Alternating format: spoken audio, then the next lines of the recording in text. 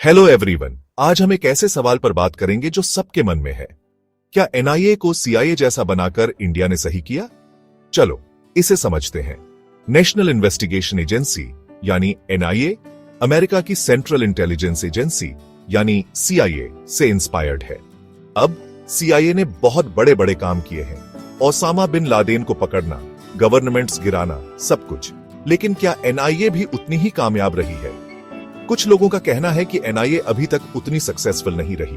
जैसे इतने सालों बाद भी दाऊद इब्राहिम पकड़ा नहीं गया और पुलवामा अटैक जैसी बड़ी घटनाओं पर भी एनआईए के जवाब सेटिस्फैक्टरी नहीं रहे।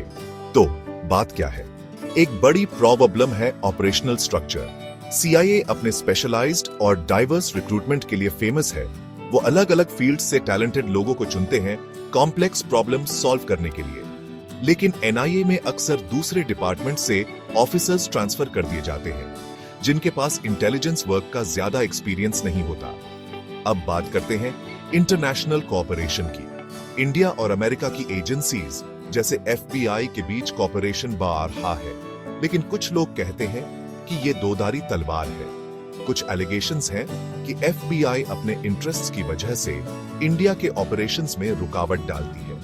अब इंडियन इंटेलिजेंस के एक और इंपॉर्टेंट प्लेयर की बात करते हैं, रॉ यानी रिसर्च एंड एनालिसिस विंग। यहां भी रिफॉर्म्स की मांग हो रही है। एक्सपर्ट्स चाहते हैं कि आईएएस और आईपीएस ऑफिसर्स की जगह यंग और स्पेशलाइज्ड लोगों को रिक्रूट किया जाए। और सीबीआई का क्या? सेंट्रल ब्यूरो ऑफ इन्वेस्टिगेशन पर अक्सर आरोप लगते हैं कि वो बहुत स्लो काम करती है और पॉलिटिकल गेम्स के लिए इस्तेमाल होती है। लेकिन सब कुछ नेगेटिव नहीं है।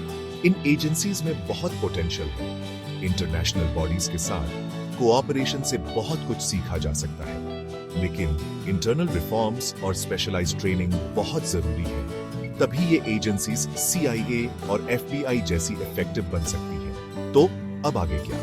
सिर्फ नाम और स्ट्रक्चर कॉपी करने से कामयाबी नहीं मिलती। एनआईए और दूसरी इंडियन एजेंसीज बहुत पावरफुल बन सकती हैं, लेकिन इसके लिए सही प्लानिंग और चेंजेस जरूरी है। सारे पॉलिटिकल एंथुसियास्ट से मेरी रिक्वेस्ट है, इस कॉन्वर्सेशन को आगे बढ़ाएं। आपके हिसाब से एनआईए और दूसरी इंडियन एजेंसीज को और बेहतर बनाने के लिए क्या चेंजेस जरूरी है? नीचे कमेंट्स में जरूर बताइए। देखने के लिए धन्यवाद और लाइक, शेयर और सब्सक्राइब करना मत भूलिए। मिलते हैं अगले वीडियो में।